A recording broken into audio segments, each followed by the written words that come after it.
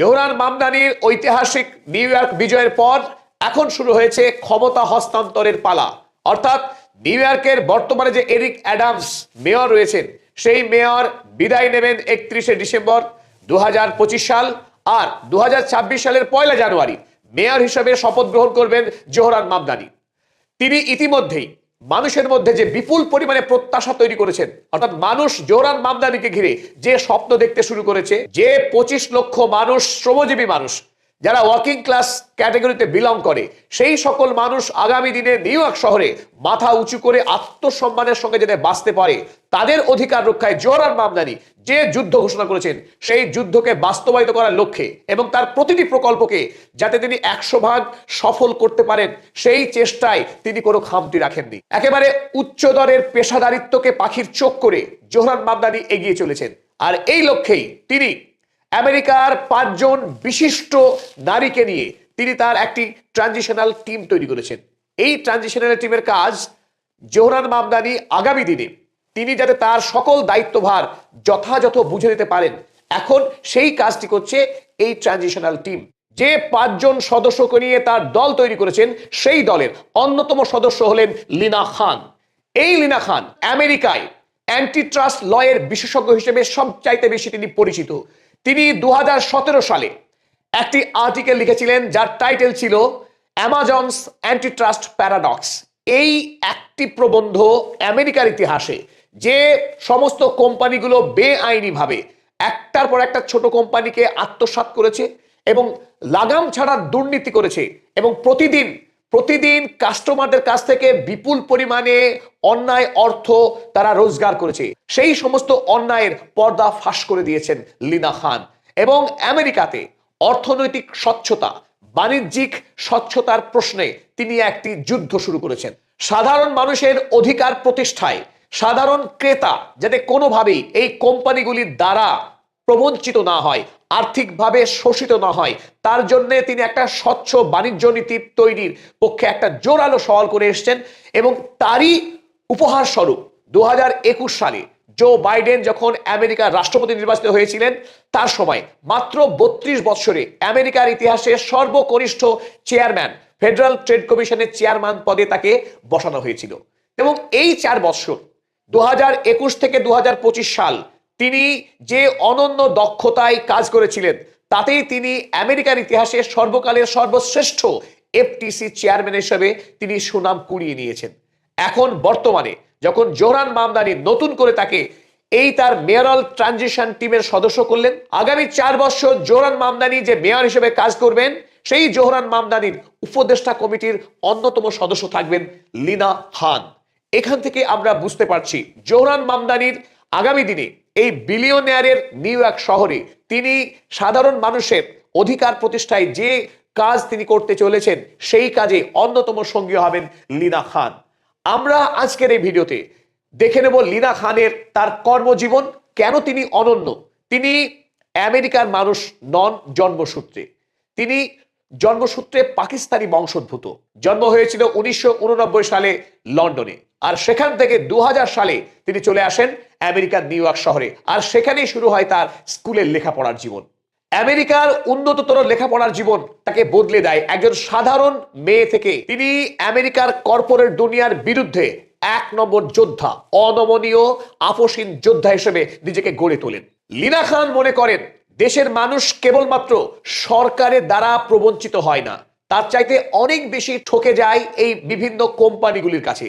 কোম্পানিগুলি প্রতিদিন নতুন নতুন কৌশল উদ্ভাবন করে মানুষকে অর্থনৈতিকভাবে শোষণ করে। এই শোষণকে বন্ধ না করতে পারলে মানুষ কোনোদিনও সুস্থভাবে বাঁচতে পারবে না। তাই আধুনিক এই ডিজিটাল যুগে সরকারের উচিত কোম্পানিগুলোকে লাগাম পরানো এবং এই কোম্পানিগুলোর বিরুদ্ধে একটি কঠোর আইন প্রণয়ন করা, যাতে করে কোম্পানিগুলো তাদের সুস্থ প্রতিযোগিতামূলক পরিবেশ তৈরি করতে পারে এবং তারা মনোপলির মাধ্যমে মাৎসান্যায় পদ্ধতি চালু করে একটার পর একটা ছোট কোম্পানিগুলোকে তারা যেন বেআইনিভাবে গ্রাস না করে, এবং ফলে মানুষ যেন সঠিক দামে সঠিক পণ্য কিনতে পারে। লিনা খানের এই আপসীন মানসিকতার জন্য 2021 সালে একদিকে যেমন জো বাইডেন তাকে এফটিসি চেয়ারম্যান করলেন, ঠিক ওই সময়ে আমরা দেখলাম মেটার কর্ণধার মার্ক জাকারবার্গ এবং অ্যামাজনের কর্ণধার জেফ বেজস, তারা দুজনে মিলে জো বাইডেনের কাছে চূড়ান্তভাবে চাপ প্রয়োগ করলেন যে লিনা খানকে কোনোভাবেই এফটিসি চেয়ারম্যান করা যাবে না। কারণ লিনা খান তারা জানতেন যে তিনি আপোষহীন সংগ্রামী। তিনি যদি এফটিসি চেয়ারে বসেন, আগামী দিনে অ্যামাজন, ফেসবুকের মতো কোম্পানিগুলোর তাদের যে অর্থনৈতিক লুণ্ঠন, তাদের যে সাধারণ মানুষকে শোষণ করা, এই শোষণ আগামী দিনে বন্ধ হবে। শুধু তাই নয়, তাদেরকে আগামী দিনে কোর্টে গিয়ে বারবার অপমানিত হতে হবে, এমনকি বিপুল পরিমাণে জরিমানাও দিতে হতে পারে। এই আশঙ্কা করেছিলেন অনেক আগে থেকেই মার্ক জাকারবার্গ এবং জেফ বেজোস। তাদের এই আশঙ্কাকে 100% সত্য প্রমাণ করেছেন লিনা খান তার অসম সাহসী এবং দৃঢ়চেতা মানসিকতার কারণে। তিনি 21 সাল থেকে 25 সাল পর্যন্ত যে সময়কাল তিনি এফটিসি চেয়ারম্যান ছিলেন, সেই সময় আমেরিকার ইতিহাসে সবচাইতে বলিষ্ঠ সময়। আমেরিকার ইতিহাসে কোনোদিনও কোনো এফটিসি চেয়ারম্যান আমেরিকার এতগুলি কোম্পানির বিরুদ্ধে আইনি পদক্ষেপ গ্রহণ করতে পারেনি। লিনা খান একটার পর একটা মামলা করেছেন আমেরিকার যারা সবচাইতে বৃহৎ কোম্পানিগুলো, এই কোম্পানির তালিকায় কেউ বাদ নেই। এমন একটি কোম্পানি লিনা খানের র্যাডারের থেকে বাঁচতে পারেনি। প্রতিটা কোম্পানির একাধিক অর্থনৈতিক তাদের জালিয়াতি ছিল। এতদিন পর্যন্ত কোনো এফটিসি চেয়ারম্যান তাদের বিরুদ্ধে মামলা করার কথা ভাবতেই পারেনি। সেখানে অনন্য ব্যতিক্রম একজন সাধারণ মেয়ে, যে ইংল্যান্ড থেকে 11 বছর বয়সে আমেরিকায় আসলেন শুধুমাত্র মেধার জোরে এবং অদম্য মানসিকতার জোরে। তার লেখাপড়া এবং অনন্য চিন্তা ভাবনা দিয়ে তিনি যুদ্ধ চালিয়ে গেছেন এই সমস্ত বাঘা বাঘা কর্পোরেট হাউসের বিরুদ্ধে, যাদের সীমাহীন অর্থনৈতিক শক্তি, সীমাহীন রাজনৈতিক শক্তি এবং যাদের ইশারায় হাজার হাজার আইনজীবী নাশ করে। সেই সমস্ত কোম্পানিগুলোকে তিনি তাদের কাল ঘাম ছুটিয়ে দিয়েছেন, তাদেরকে নাস্তানুবাদ করে ছেড়েছেন। এমন তেজস্বী এবং এমন বলিয়ান নারী লিনা খান। আর এই লিনা খানকেই এই ট্রানজিশনাল টিমের মেম্বার করলেন জোহরান মামদানি, যে মামদানি ইতিমধ্যেই সমস্ত গণতন্ত্রপ্রেমী পৃথিবীর মানুষের কাছে মসিহা হয়ে উঠতে চলেছেন।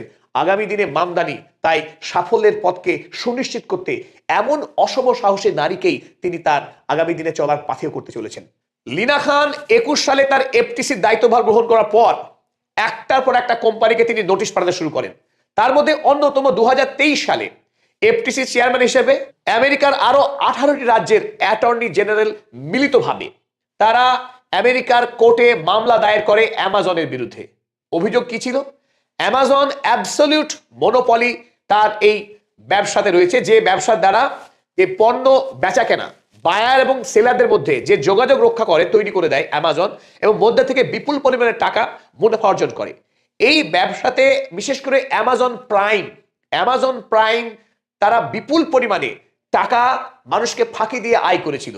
এই অন্যায়ের বিরুদ্ধেই আইনের দ্বারস্থ হয়েছিল লিনা খান। পরে আমরা দেখলাম 2025 সালের সেপ্টেম্বর মাসে অ্যামাজন কোম্পানিকে আড়াই বিলিয়ন পরিমাণ টাকা তাদের জরিমানা দিতে হয়, যার মধ্যে $1 বিলিয়ন আমেরিকান ট্রেজারিতে যায় এবং $1.5 বিলিয়ন পরিমাণ অর্থ 35 লক্ষ গ্রাহককে তাদের অ্যাকাউন্টে ফেরত দিতে হয় অ্যামাজনকে। যে টাকা রোজগার করেছিল অ্যামাজন এবং তাদের অ্যাকাউন্টে জমা ছিল, সেই জমাকৃত লভ্যাংশ থেকে $2.5 বিলিয়ন ফেরত দিতে হলো এই অ্যামাজন কোম্পানির মালিক জেফ বেজসকে। আর এই লড়াইয়ের নেপথ্যে একজনই, তিনি লিনা খান। আজকে বর্তমান ভারতবর্ষে আমরা জানি টেলিকমিউনিকেশনের জগতে যখন এয়ারটেল এবং ভোডাফোন দাপিয়ে ব্যবসা করছে, ভারতবর্ষের সরকার, নরেন্দ্র মোদী সরকার, সরকারি বিএসএনএল কোম্পানিকে খুন করে ব্যাংক থেকে বিপুল পরিমাণে টাকা লোন দিল জিও কোম্পানিকে। আর এই জিও কোম্পানি বাজারে এসে বিনে পয়সায় নেট পরিষেবা দিতে শুরু করলো গ্রাহককে। ফলে একদিকে যেমন বিএসএনএল কোম্পানি যে আইসিইউতে ছিল তার মৃত্যু হলো, অন্যদিকে ভোডাফোন এবং এয়ারটেল, বিশেষ করে ভোডাফোনের অকাল মৃত্যুর দিকে এগিয়ে গেল। আইসিইউতে চলে গেল ভোডাফোন। আর জিও, যারা বিনে পয়সায় এতদিন নেট পরিষেবা দিচ্ছিল, এই সুযোগে হঠাৎ করে প্রতি মাসে 300 টাকা করে তারা ন্যূনতম দর শুরু করলো নেটওয়ার্ক পরিষেবার জন্য।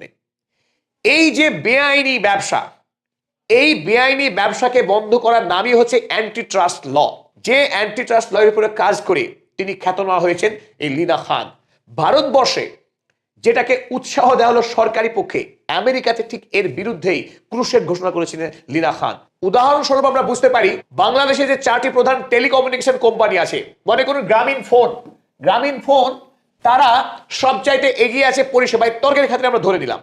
এই গ্রামীণ ফোন দেখা গেল যে রবি বা বাংলা লিংক বা টেলিনেট, এদের সঙ্গে কম্পিটিশন করতে গিয়ে তারা হঠাৎ করে তাদের যে পরিষেবা তার দামকে একেবারে শূন্য করে দিল। অর্থাৎ তারা বিনা পয়সায় পরিষেবা দিতে শুরু করলো বাংলাদেশ জুড়ে, নিঃশুল্ক টেলি পরিষেবা। তাহলে দেখা যাবে যে মানুষ হুড় হুড় করে তাদের এই রবি, বাংলালিংক বা টেলিনেট এই সমস্ত কোম্পানির তাদের সিমকে ফেলে দিয়ে তারা বিনা পয়সায় গ্রামীণ ফোনের পরিষেবা দিতে শুরু করবে। এখন অসাধু জায়গা কোনটা?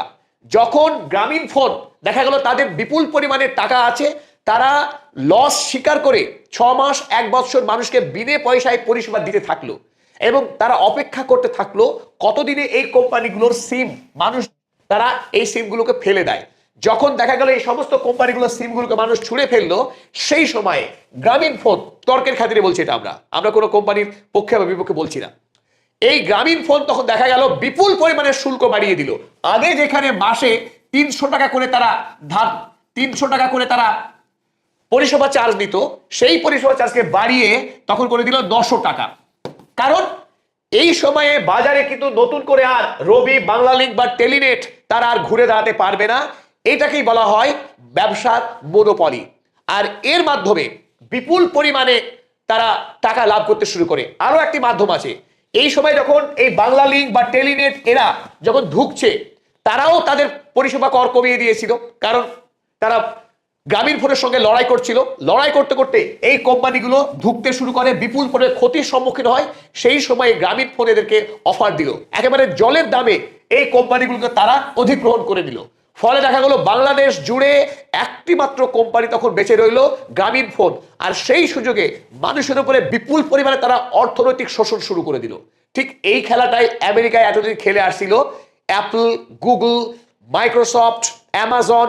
আর এদের বিরুদ্ধে লিনা খান আইনি লড়াই শুরু করে, যাতে করে এই কোম্পানিগুলো তারা তাদের যে বাদশাহ, তাদের যে মনোপলি, সেই মনোপলি যা এতদিন ধরে আমেরিকার বাজারে বৈচিত্র্য, উদ্ভাবন, শ্রমিকদের স্বার্থ তারা হরণ করছিল, সেই স্বার্থ যাতে সুরক্ষিত হয় সেই লড়াই করছিলেন লিনা খান। চলুন আমরা পরে পাতায় গিয়ে দেখি।